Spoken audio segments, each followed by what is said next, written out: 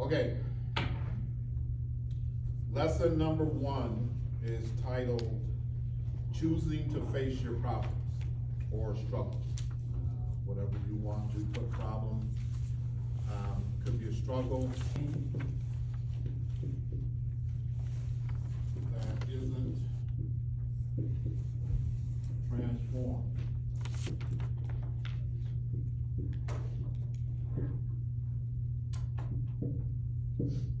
Will be transferred. Does anybody have any idea what that means? I'll take a stab at saying you transfer it to like perhaps your children Yep. or people that you're in significant relationships with.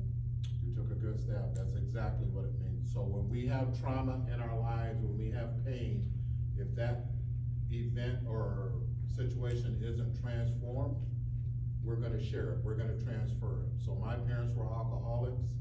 I was headed right down that road because I had all of that trauma going on in my life.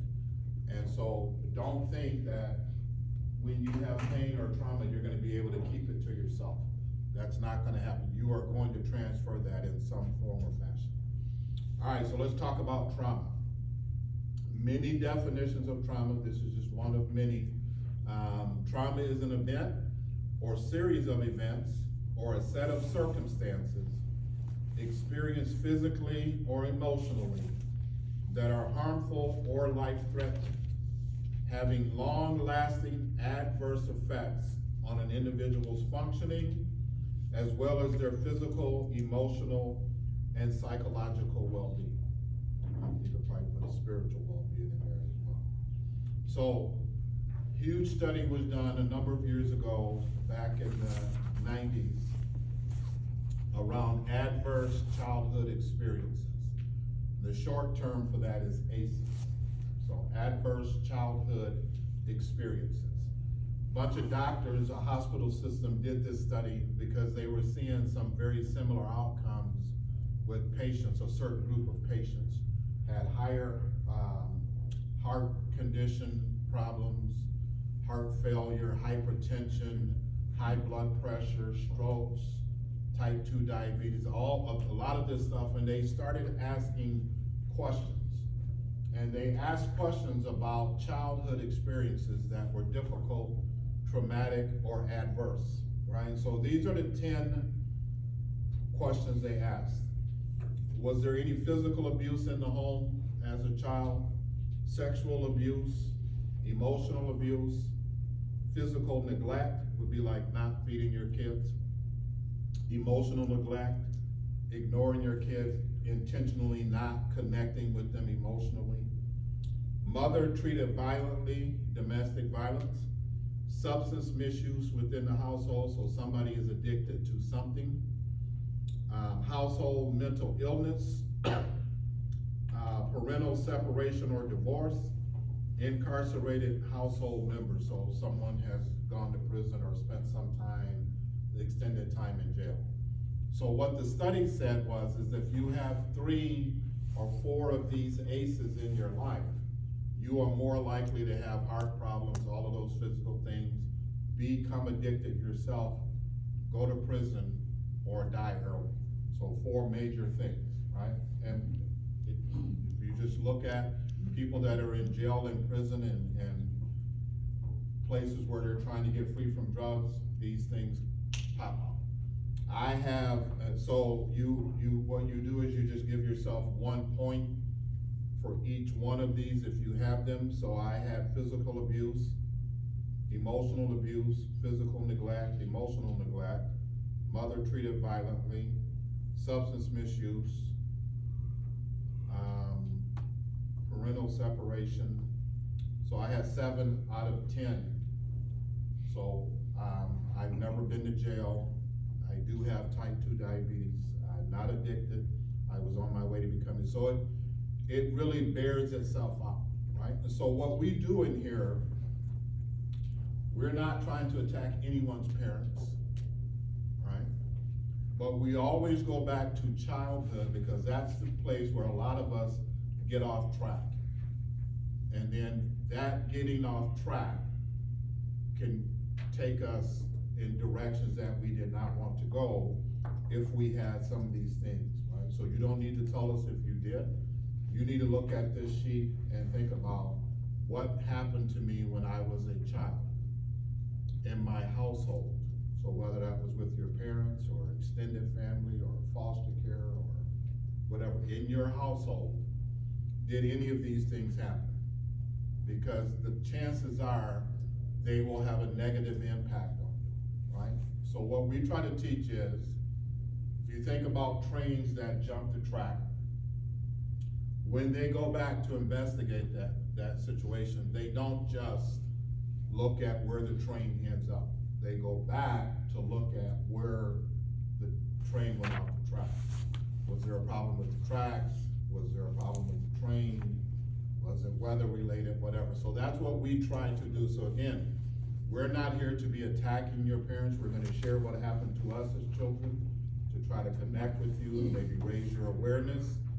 So you need to be able to go back, and then, so I hope no one had a childhood like mine. It was very traumatic, very painful, right?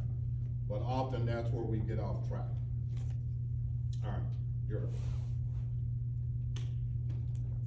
I just wanna add to what Mike was saying here about it's not only in your household, you can correct me if I'm wrong, but we can experience trauma in all different areas of our lives. We can, at school, at work, in the subway, trauma comes into our lives in various forms and in various places. And then I was gonna also say, everyone's trauma is different. What happened to me was different than what happened to Mike. Never diminish someone else's trauma, because it is theirs. So when we choose to face our life-controlling problems, we inevitably enter a struggle. We must choose to enter the struggle in order to create self-motivation and to make the vision for our life a reality. Entering the struggle must be a conscious decision. It will not happen by chance or accident. So you guys coming to this class is part of that. You made a conscious decision, you saw it advertised or you heard about it, you made a conscious decision to say, I'm gonna go and check this out. I might be struggling with something, I might have an issue or issues in my life that I need to face, I need to deal with. A lot of times we have multiple issues in life. What we suggest is to pick up the one that is negatively affecting your life the most. Work on that. Sometimes just working on that one thing can help in many other areas, because that one thing that's affecting your life the most negatively is probably also affecting other areas. So we get that question a lot. Oh, I've got all these crazy things in my life, and what should I focus on? That's our suggestion. Focus on that one thing. That paragraph 2 there says, if we don't acknowledge or take ownership of our problems, we cannot heal or develop a vision for our life. And trust me, you wanted to develop a vision for your life. Without recognizing and understanding our problems, we live in a place of self-deception. And self-deception fights against goal achievement and stops individuals from taking ownership of their lives. So Mike and I met in high school. We were 16 when we met. We were in the same homeroom, which is completely a God thing. And I will tell you why, because Mike came from Georgia. He lived in Georgia until he was 14. I lived in Wisconsin, Milwaukee, all my life. I lived on the south side. Mike moves up to Milwaukee, he's living on the north side. During the time that we were in high school, they started what they called, Desegregating the school. Desegregating the schools. So Mike goes to the high school in his area and they say, you can't go here, you're too African American. He gets bused all the way over to the south side, to self-division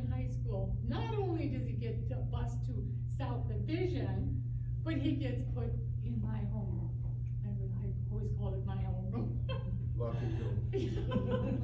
We meet 16. Where am I going with this, Mike? I don't know. Oh, I'm taking ownership. No. So, we get married at 18. Do not recommend it. We were very young. Mike was very immature. True? I was immature too, but he was more immature. Hey, very. He started, I didn't know what kind of trauma that he went through, cause he never shared it with me. So after we got married, we had a little girl, and the trauma coping skills started kicking in for him. So he'd be out chasing the street, he'd be out smoking dope and using up our money for selfish reasons. My checks would be bouncing all over the place. And of course, I felt like I had a right to get angry at him. Not only did I get angry at him, I would be like spitfire mad. I'd be throwing things at him and screaming and yelling at him, cussing and swearing What kind of at him. things did you throw at? Anything that was near. So I lived in a state of self-deception because I justified my wrong behavior all the time. This was all Mike's fault. Mike was out doing things that he wasn't supposed to be doing. I'm sitting here at home, I'm taking care of this little girl. But you know what? It got to a point where I was so out of control, and later I'll kind of share what brought me back into control. I had to realize that he was controlling me, or I was allowing him to control me. Everything that he did I would just react to it. And later on, I realized that had to change. One scripture that God gave to me was Psalm 51:6, which says, God desires honesty within our innermost being.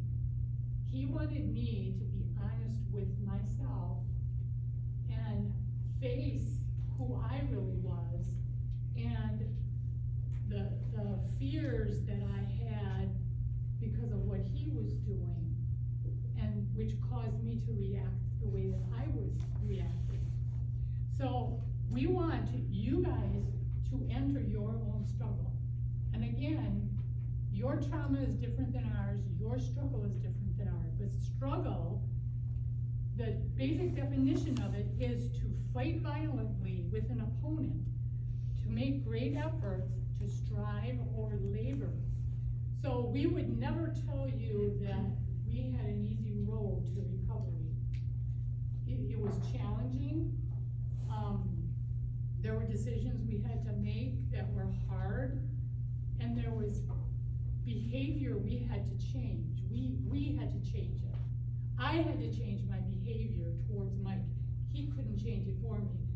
In fact, even when I did change my behavior, he kept doing the things he was doing. So, I'm a visual, how many are visual learners in here? Oh, you're gonna like this. Because I'm a visual learner, and so I thought, Lord, what's the visual of this struggle that you're telling us to do? And the visual that came to me was a tug of war. So when you think about a tug of war, Mike is my problem. Mike is my struggle. So every time that struggle pulls at you or tempts you, if you don't resist it, what's gonna happen? You're gonna get pulled right into it. No resistance. But if you start resisting, if you start saying, okay, like Mike would go out and he would start by getting dutied up, he had to get dutied up for ladies' night. You gotta look good when you're going out. Yeah, so he would start doing that, and originally I would just fall right into it. I'd be like, la, la, la, la, la, screaming and yelling at him. But when I made the decision, no, something has to change in you, Jackie, I started resisting. I started pulling back on it. When he would start getting dutied up or whatever, I'd go in the bathroom or in the bedroom, and I'm not saying that this was easy, because my flesh wanted to get back out there and tell him how I felt, and tell him, you know, you're a married man, you should be at home with me and our little girl Tiffany, but I didn't. I pulled back and I said, nope, I'm not gonna act that way. I'm not gonna say that. And that is where the change started to happen. You took ownership I took ownership. of So, what you could control. right. Yeah, we can't control other people. Control, let me tell you people, control is an illusion. We can't control other people. We can't make them do what we want them to do. But God gives us the gift to control ourselves. So I had to take ownership. I had to stop living in a state of deception, justifying and rationalizing my behavior, and that's what made the change. I'm done. So, taking ownership is critical. We do a lot of marriage counseling, I do a lot of drug and alcohol counseling, we do it for free. And what I often hear, both in my personal life and my professional life, is, how do I change? How do I change, Mike? How do I change? And it's a legitimate question, but here's what I started telling people some time back. Your want to change has to be greater than your know how to. Your desire, your want to change has to be greater than knowing, because there are no tricks. How one person changes may be completely different for another person, right? So Jackie changed by getting into a relationship with Jesus. I was still out there partying and gambling away the rent money and chasing women and doing all this crazy stuff. My change came because she changed.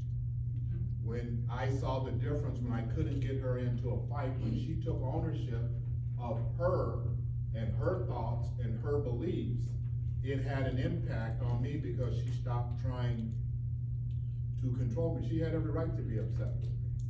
She had, because I was doing everything I could to destroy our marriage. So her desire to change, she didn't know how to fix me. Her want to had to be greater than her how to, right? So just challenge yourself. If you're always asking yourself, how do I change, how do I change? You don't yet have enough want to. Okay, any questions about what Jackie was just saying there? About taking ownership?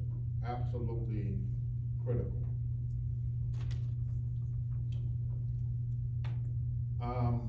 Page 2 then.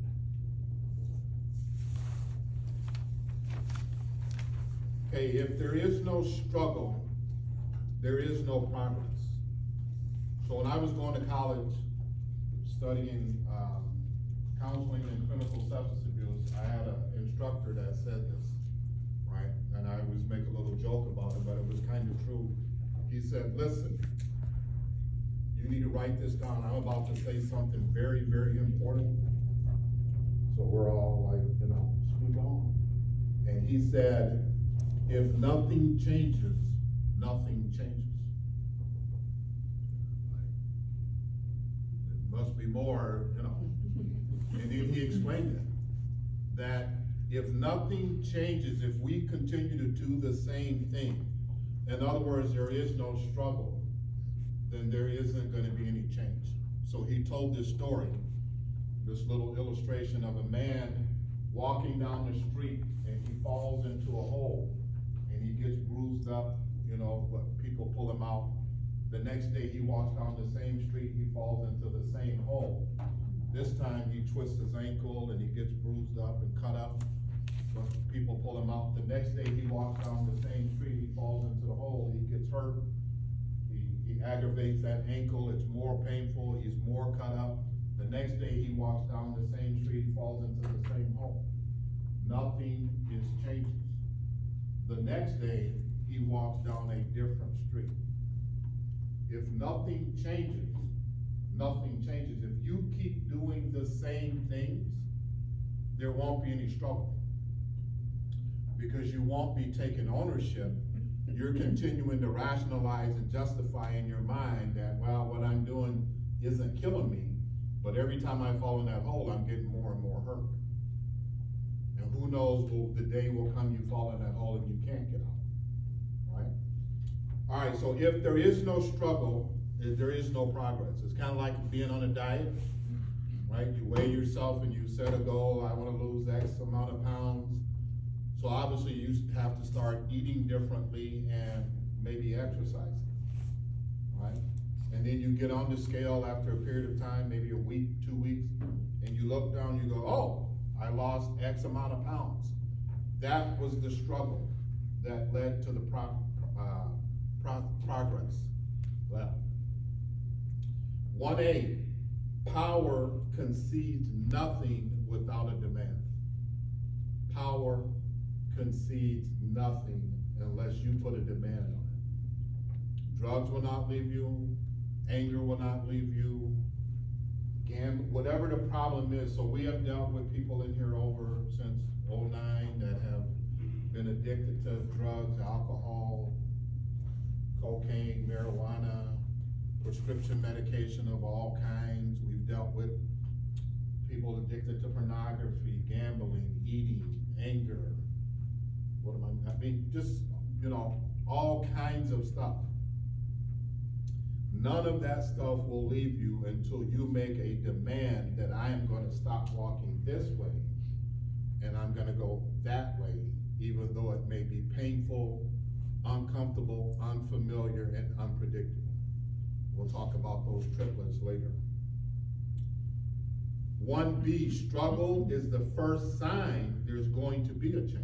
So the minute you stop doing what you're doing, and when it relates to drugs, the only drug that if you stop that could kill you could possibly be alcohol. If you're in that third stage, you have delirium tremors, what people call DT, you're shaking and you really, you need, what happens is with any drug, the body chemistry changes to adapt to that drug. And that's where the addiction comes in, because your body chemistry is saying, give it to me. And that's why it feels so strong. Or heroin. Short of that, you can quit cocaine, you can quit any other drug, you can quit pornography. None of that will kill you, but none of it will change until you stop, until you put a demand on it. And that struggle, that decision that I'm gonna stop going this way and I'm gonna go that way, that's the first sign there's gonna be a change, right? Talking is not change. So change becomes about your actions, and we're gonna teach you in a few weeks about your belief system and how your belief system will either help you or hurt you, right?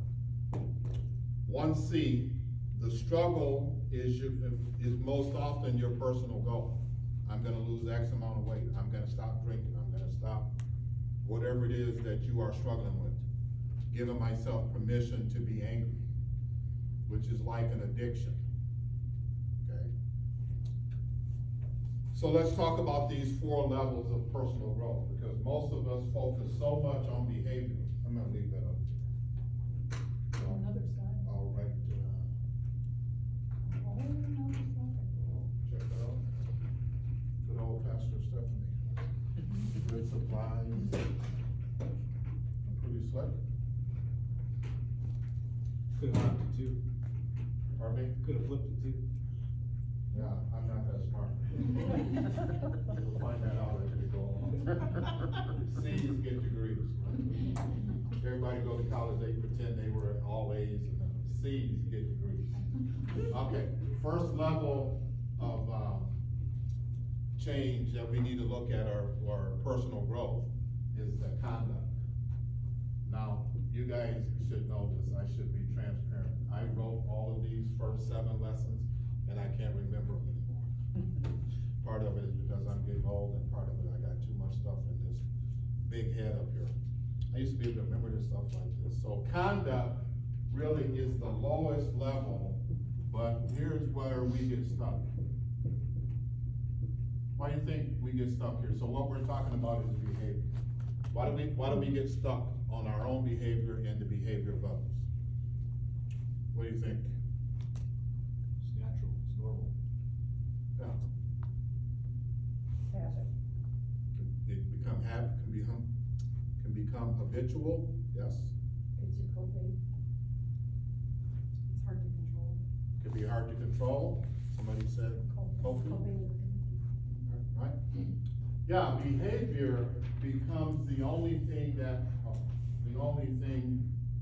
we can see. So this becomes the only part that's really visible. We'll get more into that in a couple weeks, right? Actions speak louder than words. So like I work with teenage boys and girls right now. I used to work with adults. You know, I hate to say this, but people that are addicted or out of control, no matter what age they are, they have some very similar behaviors and characteristics. So what happens is, I'm working, let's say, with a teenage girl, and she's been traumatized. Maybe she was sexually assaulted, so no small thing, right? The behavior that we usually see is anger, or to the other end, withdrawal. I don't wanna talk about it, I don't wanna deal with it, it's not that big of a deal. Yeah, but you're out here using drugs and you're being trafficked, and so there is a deal, right? So you have to look beyond the behavior, is the point I'm trying to make. We've gotta start looking beyond other people's behavior and our own behavior, and ask the question that nobody needs to be taught is why. Right, so little kids, as soon as they start talking, amazingly, you don't have to teach them that question. You can't have any more candy. Why? You gotta go to bed. Why? It's just a natural why. So we need to ask ourselves, that's a very good question. Why am I seeing the behavior I'm seeing? Because there's something driving the behavior. So when you get caught up, what a lot of girls and boys and adults want to do is, I only want you to see this behavior. You know, it's kind of like the Wizard of Oz, pay no attention to the man behind the curtain. I don't really want to talk about why I'm behaving that way, because that might be painful. It might come from these ACEs that we talked about. It might have come from my family. Why am I being so? Just look at yourself and look at the people you're involved with. Don't just stop at the behavior or the conduct. You need to automatically, so when I see behavior, we had a girl a couple weeks ago, this is a true story.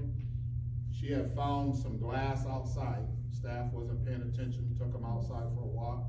She picks up a piece of glass, and somehow she was getting it down into pretty fine pieces she was eating. Because she didn't want to talk to her therapist about what was really going on, the sexual abuse that she suffered at home. You get what I'm saying? That's a shocking behavior. Oh, we had to run her to the hospital a couple of times. And matter of fact, she found the razor part, you know, it's encased with rubber and stuff. She ate a couple of them. X-rays showed it was sitting right down here. Why was she doing that? She wasn't crazy. She was doing that because I would rather do that than to have to talk to my therapist about what happened to me, right? Number two, we need to start thinking about, what is my character?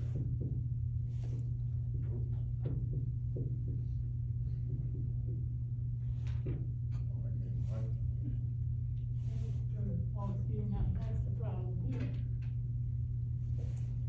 Well, could be slick, erasers that stick to the board. So we need to start focusing on our character. Why do you think this is important? Anybody?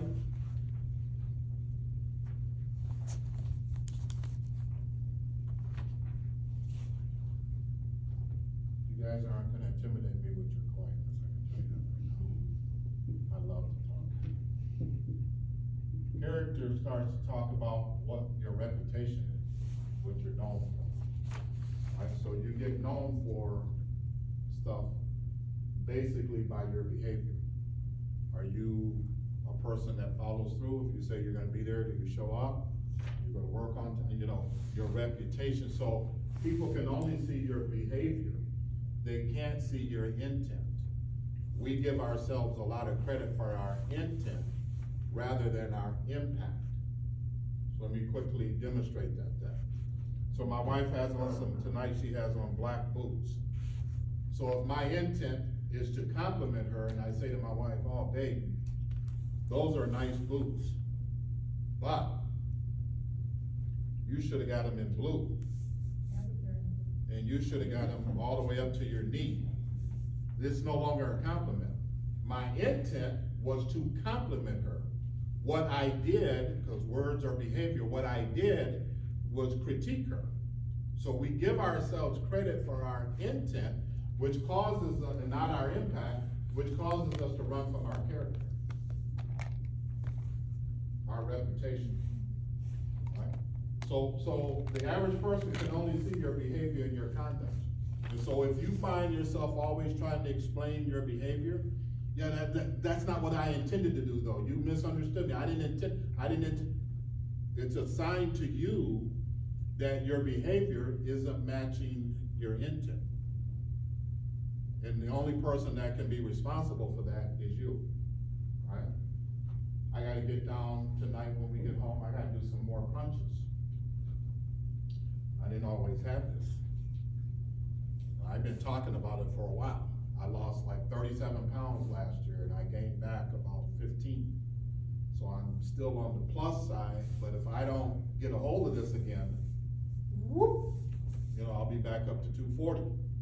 And I'm way too short for that. I'm only 5'8" and a half. I look like a ball, right? All right, so your character, I'm gonna write this up here. Intent, we'll talk about this more. Intent versus impact. What did I actually do? What did my behavior actually do? What were the results of it? And then we need to look at what motivates me to do what I do. So we need to look at our motive. So people say, don't judge me, God loves me. Absolutely, God loves all of us here. Let me just say that God loves you just as you are tonight. But do you love the results that you're getting from your conduct and your character? And if you ever asked yourself why you do what you do or not do, right? Why haven't I been doing crunches? I get home and I'm tired. I got a million excuses. I'm tired. It was a tough day at work. Leave me alone. Give me another plate of spaghetti. I got all these excuses. So what is my real motive is I'm not completely tied to the change. And so we vacillate. You don't have a want to. I don't have enough want to. Exactly. And then where we really need to get to, where we're gonna get to in a couple weeks here, is what really drives behavior is beliefs. Behavior follows beliefs. It's not the other way around. So in order to change your beliefs or behavior, you have to change your beliefs.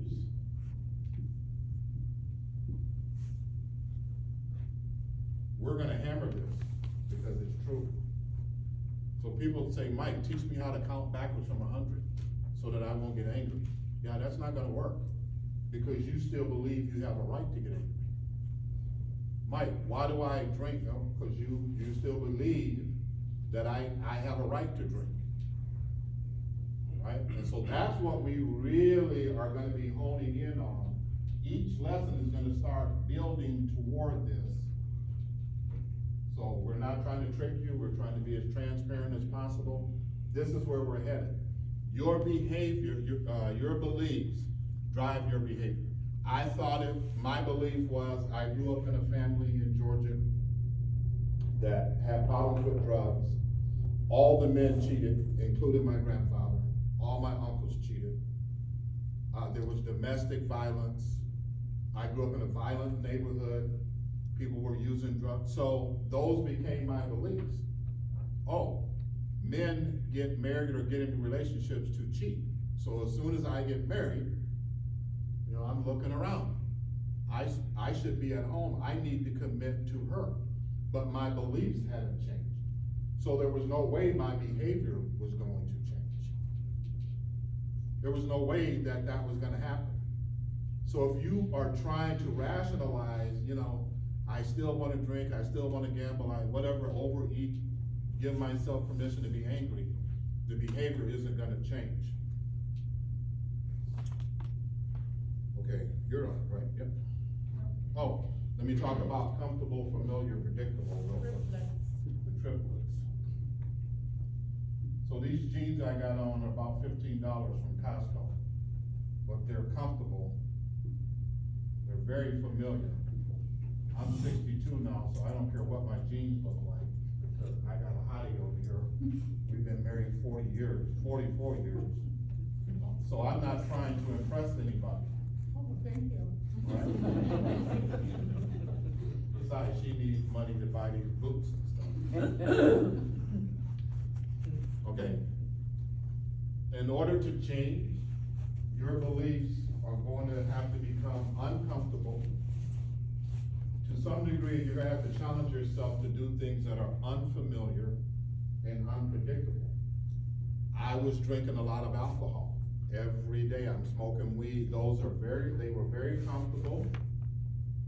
They were very familiar. And they were very predictable.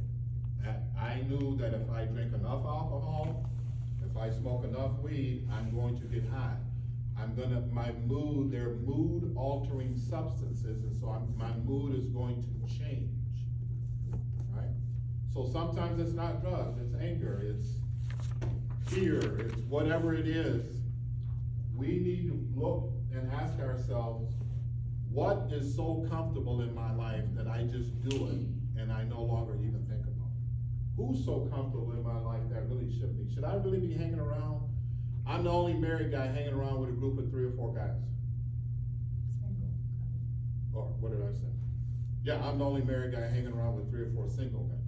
Right? It's not gonna work. Not when you're out partying, and if you're going fishing, it's not gonna work when you're out there partying.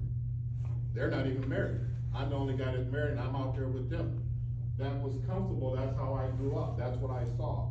All my uncles and my grandfather cheated. It was very familiar to me, and it had a predictable outcome to a degree. Right? So we'll get more into that as the weeks go on. You got like 2 minutes and then I'm up again. Any questions or comments about what Mike just talked about? You got a thumbs up. I did? All right. You don't have to come next week. Thank you. Nope. Nope. Okay. So on the contrary, on the flip side, I was raised in a family where my dad worked, my mom was a stay-at-home mom, my dad would come home from work, yeah, he would be tired and he wouldn't do much around the house, but he was always there. So when Mike started going out and doing these things, guess what happened? My coping strategies kicked in, and that's where all the anger and it's like, who are you, and you know, what are you doing, and why are you out there doing this, and that, because my comfortable, familiar, and predictable was like polar opposites of his. And that happens a lot in relationships. I mean, a lot. We do marriage counseling, and it is amazing to me how 2 people can be so opposite and yet attract to each other. It's just, and then because of the opposites, it causes all this friction and chaos until they work through it. It's just amazing. So, all that we have just said, we're gonna give you on number 3 here, taking ownership and change your behavior. We're gonna give you some beginning skills that you can go through this week, read it through. We're gonna give you a worksheet, which is not It's not a long worksheet, so like page and a half, but I will warn you that once you start reading through it and you start writing things out, it can be challenging. You have to be honest on it, you know, it's for your benefit to read the questions through and answer them as honestly as you can.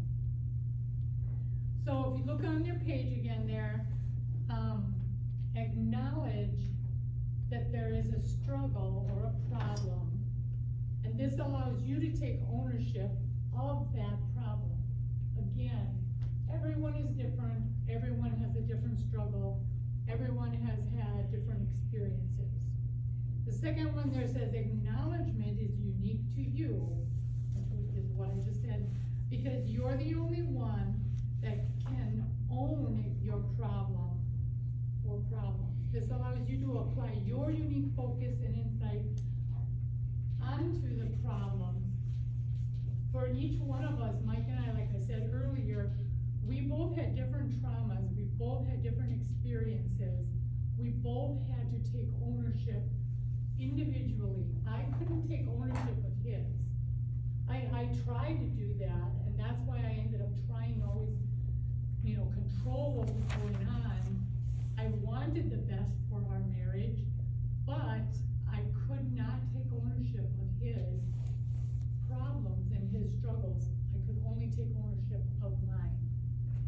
And I could not take ownership of hers, right? I'm drinking alcohol as a depressant. I'm drinking to push down all of that pain, which we'll talk about in the weeks to come, that I had from my parents. All of that trauma, why did my parents have me? Why did they give me away? Why was I abandoned? You don't know how to deal with that as a child. In human growth and development, you're not equipped to deal with that. And so I got drunk the first time I think I was 9 or 10 years old, because I was hurting. And that first time that I got drunk, even though I was telling myself, I'll never be like my mom and dad, felt good, because I didn't feel anything. It's a depressant, right? And so marijuana puts you into a different mood. I'm trying to handle my problems that way, and so we have two competing belief systems. I grow up in, it's okay to cheat, drink, be violent, whatever. She grew up in, it's not okay to be violent and cheat. They did drink, but not much as I did. No, actually, my dad's father, my grandfather, who I never met, was a raving alcoholic, and so he wanted to be better than his dad. So he was a social drinker, but, you know, we didn't do a whole lot of drinking, but he did a whole lot of yelling. That was his coping skill. Yell, scream and yell, and, Why? you know, because, well, that's next section. Look, you brought it up. In the next section, we're gonna talk about the 7 desires of every heart, and the first one is to be heard and understood. My dad was never heard, he was never understood, and so his coping skill would kick in, and he'd just start screaming and yelling, and he didn't believe me. Like, I mean, we were dating at 16, so he didn't believe me that my dad would scream and yell for hours. So one day we were on the phone, and he kicked in about something. I was like, okay, hold on a second. And I put the phone out for like 5 minutes, and I said, how is that? But he yelled for 45 minutes. I mean, at the top, this guy had some lungs. The top of his voice, he stood outside of her door in the hallway, yelling at her about something. And here, you know, she's National Honor Society and all of this stuff. And he didn't even know about me then, but he was just mad about something. But his dad hit Yeah. His dad would beat him and his mom. And so he yelled, I'm better. Kinda? That's what happens when we justify or rationalize our behavior. I'm better, and I did it. You know, I'm not doing what Mike's doing, but I was doing a whole lot of other things. So acknowledgement empowers you to resolve the problems because you're facing it instead of coping with it, instead of ignoring it, you're facing it. And again, we can only change ourselves, we cannot change anybody else. Even short term, it's not gonna happen. We can threaten people. Oh, I used to threaten him. I used to throw things at him. I used to threaten he was gonna, I was gonna lock him out of the house. I was gonna take his time card away from him. ATM card. It's ATM. It was take your money everywhere when we first got time, Now it's an ATM. Okay, so that's acknowledge. Identify is a plan to resolve the problems. Spacing is the first part, then you have to identify it, like I did. I identified a plan, and I think ahead. Now, Jackie, that Mike is gonna go out. Thursdays, when we were younger, was ladies' night at the disco. I did, clubs. They're clubs now, but they were discos when we were young. And I knew that he was gonna start, come home, take a shower, and start getting ready to go out. I strategically would think that through, and I would make a different plan. And I'm not going to get angry, I'm not gonna throw things at him. I'm gonna go in the bedroom, I'm gonna get on the phone. I would call the weather. Just to be on the phone, so I'd be distracted, or go take a walk, or go in the bedroom, turn the TV on. That was my plan. Remember, you're all different, you all have different lives, you all have different struggles, so you have to make an individual plan, unique to you. Conduct a personal assessment of the problems and your personal capability to address the problems. Ask yourself, can I handle this on my own? Is this struggle or problem too big for me? And don't let pride get in the way. If you need help, seek out help. If you need to talk with someone, if you need a counselor, the church is always available. They'll always welcome you as far as counseling. We do marriage counseling. Don't let your pride get in the way, because that's probably what allowed you to get into the situation you're in right now. Capitalize on your past history with your problem. This is your personal advantage. We had a gal in here who had a struggle with alcohol, and about halfway through the program, I think she came to me and she said, Jackie, I think a light bulb went on. And I was like, what? She was like, if I don't buy the alcohol, it won't be in my house, and then I won't drink it. I was like, yeah, that's probably true. And she said, if I don't go to the parties where they're inviting me, where they're serving alcohol, then I won't drink it. I was like, yeah, that's true. So she had this aha moment, capitalizing on her history and her behavior. Yeah, sometimes it's deeper than that. It was so habitual that she grew up in a family that drank a lot.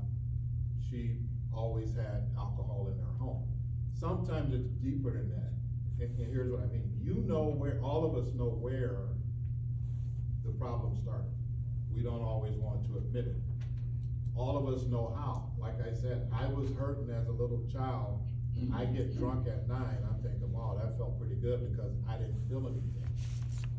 So I was looking forward to it, and I had that inner struggle. I didn't want to be like my mom and dad, but I didn't want to hurt.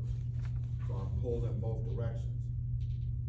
To be able to capitalize is, you know where it started, you know why it started, you know how it started. You have to own that and acknowledge it, because that goes a long way to overcoming the problem. It goes a long way. So some of it goes all the way back to childhood. Some of it might be your teenage years, adolescence. Maybe it was in your young 20s. You know where this problem started, and you know what you thought drinking or getting angry, whatever you're struggling with, you know what you intended it to do. The impact is probably different because it gets out of control. You can't control it. But you know what well, I'm gonna do this, it's really called like self-medicating. I'm gonna do this to medicate myself. And then it gets out of control. But you can capitalize on knowing your history and taking ownership. That's where the Psalm 51:6 came in for my life. I had to take ownership, I had to face the deeper issue of why I was acting the way, or reacting the way that I was reacting to Mike. For me, it was, a lot of it was fear. I was just afraid, you know, he's out there, God knows what he's doing. Some of it was just not having control of the situation, but a lot of it for me was fear. Just a lot of fear of what my future would be with this person who tricked me into marrying him. She actually asked me to marry her. I did not. How did we get married? You begged me to marry you. But she was hot, remember? Yeah, you wanted me to marry I him begged her. right out of high school. Yeah, I went in the army and came home 6 months later, and I was sending her money because she wanted to move out and get an apartment, so I thought I was coming home to just live together. And like the third day that I'm home, she's like, no, we're going to the courthouse. Or no, we gotta go to the doctor, I think she's sick. So back then you had to have a blood test, even though I'm African American. We're not related, bro, but we had to have the blood test. And then we went to the courthouse and got married. I don't think, do they do that anymore? I mean, we're talking 44 years ago. You don't have to have the blood test anymore. So Man. nobody's related to anybody. And to the Okay, so set measurable goals, hourly, daily, weekly, these are SMART goals, which we will talk about later. But, for me, it was literally minute by minute sometimes, hour by hour, setting a goal of you're not gonna do this, you're gonna do that. It's much easier said than done. And then develop an appropriate timeline to reach the long-term goals. You're gonna set short-term, mid-term, and long-term goals. And we'll talk about that. So I try to be obedient. I believe that God can speak to you. Don't think I've never heard God's voice, but sometimes I feel things get impressed on my heart, or you can't. Who said that? You can. You have to push this down there. So I'm gonna share something with you that we normally don't share unless, well, I don't think we've ever shared it, but maybe there's somebody here, so I'm gonna try to be obedient. If you have a problem with gambling and drinking, or I should say drugs, likely this is what's going on with you. One of the things that's probably happening is, especially with the gambling, is unpredictable rewards. But it also happens with drinking. Hey, if I get drunk or I get high, I'm not sure what's gonna happen. So people get stuck at gambling tables. I had to study this to be a drug counselor. People get stuck there because the reward is unpredictable. I might win 5,000 or I might win 500,000, right? And that excitement, I might get so drunk or so high that something really good is gonna happen to me. Number two, you get pretty immediate results. Especially when you're gambling. You know if you won or lost right away, but even with drugs, the results are fairly immediate. You know, sometimes it can be right away, like with cocaine, boom. Alcohol might take a little bit longer, how much you drink, what your tolerance is, some other drugs. But it's fairly immediate.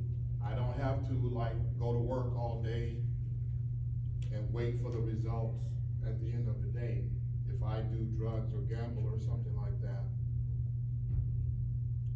I can have fairly immediate results. Unpredictable rewards,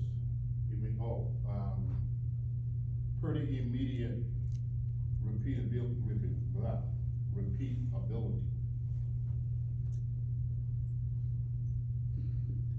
So if you have the money, or somebody else is feeding it to you, or you have a tab or something to gamble or drink off, do drugs.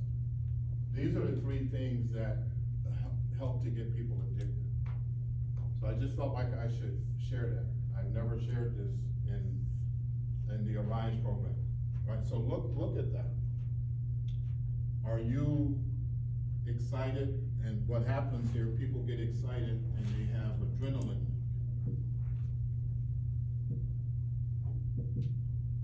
That might not be completely right, but adrenaline rushes, where the chemical, the adrenaline in your body goes up, right? So that's what drugs are. I've seen people get so excited about using drugs that in the treatment center, we could tell something is going on here. Before they got the drug, cause they had a plan, that maybe a staff person or a visitor was gonna bring them drugs today, and man, their mood was already different. They were excited because they knew the drugs were gonna get snuck in and given to them, same as with gambling. And so we learned, why is this person so up to date? Oh, they got a visit. Then when they leave, you can start to see the effects of the drug. They've already taken it, right? So that adrenaline, the immediate results can be very, very, cause this can be sometimes, as crazy as this sounds, this can be actually the only predictable thing in a person's life. So it's not always positive, right? You don't win every time you gamble or when you use drugs. It's actually not good for you. And then that immediate repeatability. That if you have the money or connections or whatever, to do it again, and do it again, and do it again. And of course, that deepens, that becomes abusive, that behavior, and it can deepen that. So hopefully that was for someone. You don't have to, if that helped you, you don't have to acknowledge it. All right. We did really good today. We got 5 minutes. I have a Question? quick question. So do you think, it's just off a little bit, but do you think there's any credence to and I'm old, right, so I can't barely operate this smartphone smarter than I am, but do you think there's any credence to those little dings and bells and Oh, yeah. things that go on the phone? Do you think it Absolutely. links to the brain? Yeah, it's been proven, there's research, especially with children, but it can happen with adults, right? So most video games have those kinds of visuals and auditory type things to draw you in. So we went, she came along with me, this was, whoa. I was working for the Department of Corrections, I had to go to the Dells for three days of training on, I think, mental health and drugs. And we were staying, the state got me a room at, what's the casino? Ho-Chunk at the Dells. So, we just walked through the casino, oh my gosh. And you know, there were lots of senior citizens sitting there, and they played the same music, the same rhythm, over and over and over. So I said to the guy, where is the swimming pool? Big, beautiful hotel. We wanna go swimming. We don't have a pool. Like, what? Okay, where is the workout room or the gym? Yeah, we don't have that. People sitting by the It was strictly gambling. And busloads of people were coming in, and you, as you walk through, bing, bing, bing, bing, bing, bing. And people were mesmerized, right? So be careful. Those unpredictable rewards, now with drugs, they're a bit more predictable, but every high and every drunk is different, so there's some unpredictability there. The immediate results of, I need to accomplish something, I need some immediate results, and that immediate ability to repeat it becomes addictive. Any other questions? We're so glad you are here.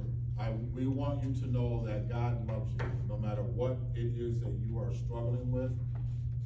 God absolutely loves you. If He can change me, and you've only heard a little bit, and if He can change a sinner like her, He can change anybody.